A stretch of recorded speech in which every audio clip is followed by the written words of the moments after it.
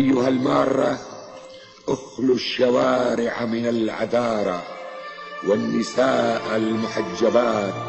سأخرج من بيتي عاريا وأعود إلى غابتي.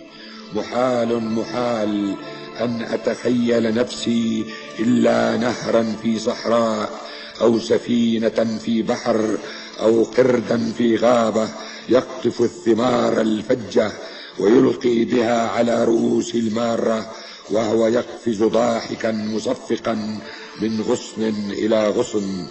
أنا لا أحمل هوية في جيبي ولا موعدا في ذاكرتي. أنا لم أجلس في مقهى ولم أتسكع على رصيف.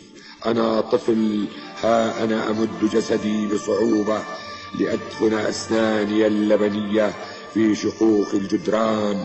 أنا شيخ، ها ظهري ينحني والمارة يأخذون بيدي.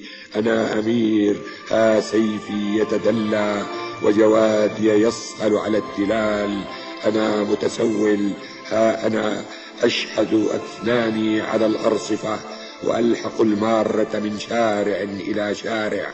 أنا بطل، أين شعبي؟ أنا خائن، أين مشنقتي؟